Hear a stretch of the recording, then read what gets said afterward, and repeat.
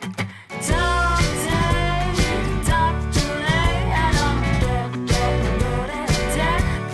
vois que vous avez réussi à survivre à cette première étape. Donc là, on a les bases du croquis pour le visage. On a commencé par un croquis qui était très rond, et puis finalement, on a commencé à tailler dans ce rond et à obtenir une forme de visage avec le menton. Pour l'instant, tout va bien? Pour le moment, ça va. Ok, parfait. Alors ici, généralement, j'aime bien rajouter une ligne supplémentaire, comme ceci, puisque les yeux ont une certaine épaisseur, et on va plus ou moins schématiser cette épaisseur en faisant une deuxième ligne comme ça. Donc là, tu veux dire que les yeux vont se retrouver entre ces deux lignes à peu près. Par la suite. À peu près. Donc on fait une ligne en dessous de la ligne des yeux qu'on a fait au début. Mais combien d'écart entre les deux? Quelque chose comme ça, un peu plus épais que ça. Ah, tu peux commencer là. Tu peux la doubler davantage. Ouais, tu peux la doubler facile. Ok, là, comme ça. Ouais. Je suis pas droit. Non, on n'a pas de règle. Mais non. Très bien. Voilà, donc du coup ça c'est très bien, ça c'est très bien. Tout va bien? Tout va bien. Parfait, on continue. Alors maintenant, avec pourquoi cette ligne est intéressante? Parce qu'on va pouvoir placer les oreilles. Il faut savoir qu'au niveau du visage, les oreilles sont situées à peu près au niveau des yeux.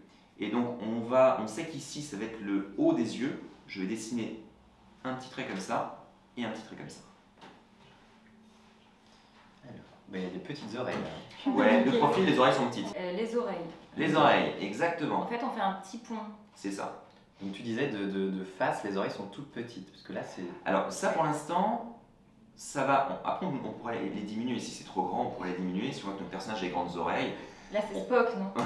Justement, on va pouvoir... Là on place... Tu te moques? Non pas du tout, j'ai trop hâte de voir ce résultat. C'est trop gros là, non? Non parce que regarde-moi, il y en a une petite et une grande. Ben voilà, oui, il s'est fait manger un morceau d'oreille, ça peut arriver, hein, tout dépend de votre histoire. Je vais peut-être reprendre ça. On dirait ça commence à ressembler à une tête d'extraterrestre. Ça peut être un Mais moi c'est trop gros là. Exactement, c'est trop gros, mais en fait, là on place les objets, les oreilles, le nez, la bouche, on les place de manière très... comme un schéma en fait. Et puis après, on ira dans le détail un peu plus tard. On aura tendance à gommer tout ce qu'on fait ici pourra être gommé une fois qu'on aura fait le dessin final. Et là j'ai le droit de gommer ou... Alors pas tout de suite. Tant que le croquis n'est pas terminé, on gomme pas, parce que si on gomme les éléments qu'on met ici, on risque de perdre tous les points de repère et de dessiner un œil plus haut que l'autre, la bouche va être de travers, etc. Donc tout ce qu'on fait ici, c'est des points de repère qui nous serviront pour dessiner les détails à la fin. Ok. On continue? Oui. Allez, donc là, maintenant je descends comme ceci. Je vais en dessous du trait inférieur ici, et je fais à peu près la même chose ici. Alors moi qui visualise rien dans l'espace, il commence à y avoir trop de traits. Alors exactement, donc là quand on commence à avoir un croquis qui est un peu chargé en traits, l'astuce, ça va être de regarder son dessin de gauche à droite à gauche, tout le temps observer gauche-droite, droite-gauche pour s'assurer que les éléments qu'on dessine sont relativement symétriques. C'est comme ça que si on ne fait pas attention à ça, on se retrouve avec une oreille qui est plus courte que l'autre, etc. C'est quand même vachement plus symétrique chez toi. Hein.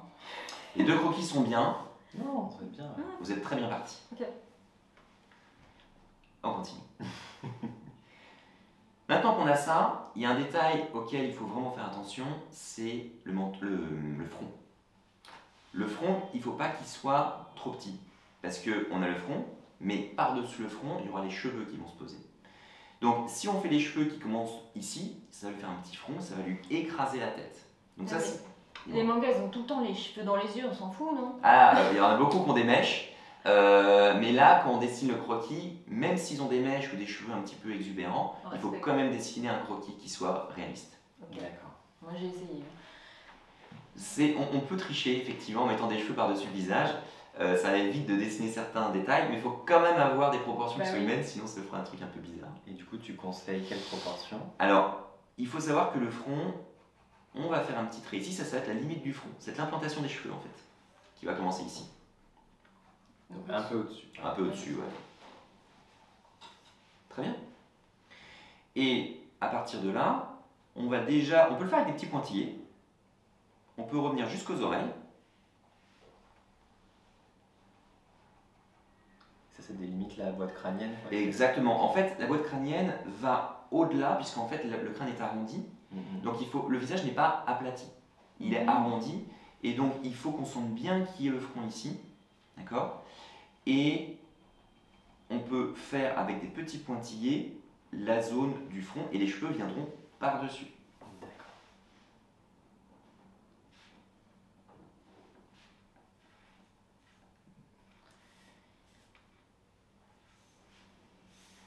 Faire dans l'autre sens. Voilà, n'hésitez pas à tourner la feuille comme ça vous arrange. Alors, bah voilà, très bien. Donc maintenant qu'on a fait ça, on se rattaquer aux yeux. Là, on commence à rentrer dans l'étape où on va devoir faire des détails. On respire. C'est le moment où tout va bien se passer. Allez. Okay. Alors, déjà, pour s'attaquer aux yeux manga, il faut savoir que les yeux manga sont généralement assez larges. Donc, on va faire des yeux qui vont être sûrement plus larges que cette hauteur. La hauteur de ligne de 2 cm que tu nous as fait faire. Exactement. Les lignes qu'on voit nous permettent de placer les yeux, mais ils risquent d'être plus larges parce que le style manga veut qu'ils soient larges. Mais donc par exemple là, de la largeur de ton oreille. Ça peut, effectivement. Ouais. Tout dépend des mangas que vous regardez. Si vous lisez des mangas que vous aimez bien, les yeux sont plus ou moins larges. Donc du coup, on sera amené à faire des choses plus ou moins larges en fonction du style qu'on a l'habitude de lire. On est souvent influencé par les mangas qu'on lit ou qu'on regarde à la télé. Et donc du coup, cette influence aura une répercussion sur les dessins qu'on va dessiner. Moi j'ai l'impression que tu as les yeux manga pour les filles, genre comme des billes, comme ça. Et pour les garçons, genre ça fait des amandes, tu sais, genre Naruto, je sais pas quoi, ils ont des sourcils énormes comme ça, droits avec les yeux, on dirait qu'ils sont rectangles en dessous. Exactement. Et en fait, ça dépend, comme tu le disais, tu fais référence à un manga que tu as vu, donc cette influence. Après, il y aura d'autres types de mangas qui sont peut-être plus réalistes, moins réalistes. On prend par exemple Dragon Ball, Oui. Sangoku, quand il est tout petit, il a vraiment des yeux énormes qui me prennent les 3/4 du visage. C'est vrai.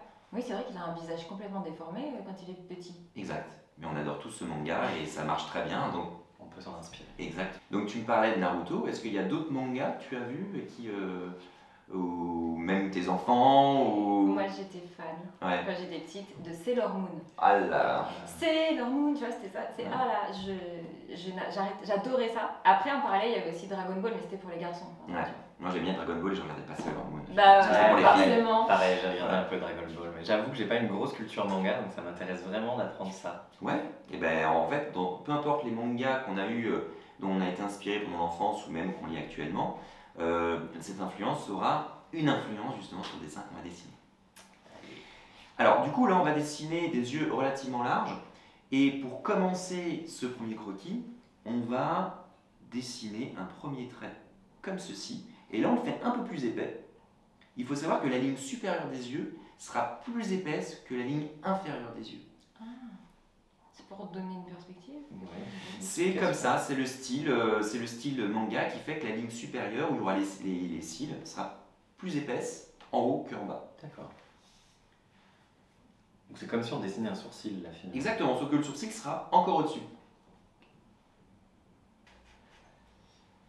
Et toi, comment t'en es arrivé à dessiner des mangas? Bah, moi, je suis né dans les années 80 où les mangas passaient tous les jours et tous les mercredis à la télé. Donc naturellement, c'est un style qui m'a influencé et qui m'a suivi même pendant ma carrière professionnelle. Donc c'est naturellement que je dessine des mangas dans la vie de tous les jours, quoi. T'as toujours fait ça? Alors je fais d'autres styles de dessin, mais le manga, effectivement, c'est quelque chose qui revient de manière très récurrente.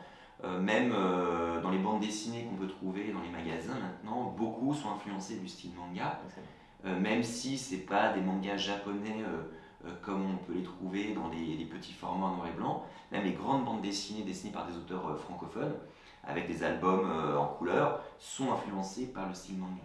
Et donc du coup, moi je fais partie de cette génération qui est influencée depuis tout petit par ce style. Chouette. Alors qu'est-ce que ça donne? Parfait. Il faut faire les deux. Tu n'en as fait qu'un. Ah, moi j'ai fait les deux. J'en ai fait un, elle a fait les deux. Parfait, c'est une belle initiative. On continue. On fait tout en miroir en fait. Exactement. Ouais, enfin en même temps, moi je sais pas, mais il a un œil comme ça et un œil comme ça. Alors là, au début, quand on commence à dessiner, on peut tomber sur des problèmes de proportion ou des problèmes de symétrie. Alors ça c'est pas grave, ça se corrige au fur et à mesure qu'on dessine et avec la pratique. Très bien, et ben voilà, on a 2 magnifiques croquis. Le tien me fait déjà penser au grand-père dans Dragon Ball Z. Je sais pas si tu Ah oui, vois. Vous voyez un peu? C'est génial. Je pense que, Mais non, je mais. pense que c'est les yeux. Ok. Je dis pas qu'il faut prendre cette direction, Non, mais il y a un non, petit mais truc, moi non? qui voulais dessiner plutôt une fille, genre, je sais pas, Pardon. on est mal barré là. C'est pas grave, on est toujours sur le croquis. Au départ, ça peut nous faire penser à beaucoup de choses. Ouais. Là, on est sur quelque chose qui est très académique, avec des formes très générales. Donc en fait, on peut se projeter déjà, et à partir de là, on pourrait décider de faire une fille, un monsieur, un enfant. Là, on pose les bonnes proportions, et à partir de là, on peut décider de la personnalité. Alors je vous conseille, au début, de choisir quoi dessiner, parce que c'est pas en cours de route qu'on dessine. On peut pas changer. Vaut mieux le savoir au début. Voilà. Maintenant qu'on est parti sur ça, on va dessiner le rond des yeux. Vous avez vu que dans les mangas, la pupille, l'iris, c'est représenté par une sphère, par un ovale qui est assez large, et c'est la prochaine étape qu'on va faire. Ok. Alors attention, je vais dessiner. Alors en fait, l'ovale qu'on aurait tendance à dessiner comme ça, il va pas être complet, il va être comme ceci. Un peu coupé ici. Et rejoindre la ligne. Exactement. Et on fera la même chose de l'autre côté, comme ceci. C'est pour ça que ce trait va être important. Il va vous permettre de délimiter ça et ça. Ok. Donc là, c'est une étape assez cruciale puisque Ouais, je te laisse faire. il faut que les 2 ovales qui représentent les yeux doivent être assez bien symétriques, sinon j'ai l'impression qu'ils regardent comme un caméléon à droite et à gauche en même temps. C'est un peu ça dont j'ai peur. Allez-y, on y va. On prend son courage de main. m'excuse d'avance auprès de ce dessin, Vas-y, de cette vas-y. personne. Ok, tu me regardes. Vas-y, je regarde comment tu fais parce que je sais pas du tout comment ça va être. Donc elle envoie au charbon déjà. Mais- Ah oui, moi j'ai dit que je copiais sur lui, donc maintenant que ça devient compliqué. Premier. Ah d'accord, ok. Mais je suis désolée, mais tu t'es trompé de ligne. Hein. Ah oui. Bon, c'est pas grave. En fait, Je veux pas dire, mais là tu fais n'importe Bonne quoi. remarque. Comme j'ai fait 2 lignes tout à l'heure et que je me suis trompé. alors l'avantage d'un croquis, c'est qu'on peut l'adapter très facilement. Si on voit qu'un œil, on s'est trompé de ligne, on l'a peut-être descendu un peu moins bas, etc., c'est pas grave. On prend ça comme une force et on se dit on va faire le deuxième pareil, on va pouvoir rattraper. Et Ah, ben, mais Qu'en si penses-tu tu en fais pareil, termes vu de que la ligne elle est proportion? comme ça va Regarde. être compliqué. non mais je vais la retracer. Ah, Après on peut retracer et si à la fin on voit que le menton est trop bas, on pourra même remonter le menton et redessiner le contour du visage. en fait on recommence tout quoi. D'accord. Non. Ouais, peut-être pas complètement tout, mais On attend de voir. Je me valide. Oui. Je vais peut-être juste prolonger cette ligne-là. il faut savoir que le croquis ne représente pas les lignes définitives. C'est des points de repère qui vont nous servir à dessiner le visage. Et si on doit le retravailler en cours de route, eh ben on peut complètement le faire. Le croquis est là pour ça. Oh là là. Mhm. Là, on sent que ça se corse. Hein. Exactement. Il y a toujours une étape où ça devient un peu plus difficile. Mais si c'était tout facile, ça serait pas drôle. On va faire des trucs vachement symétriques. Bah non, regarde. Non, mais Si. ce sera toute sa beauté sera dans cette absence de symétrie. Et bah c'est parfait. Ah bah c'est très bien.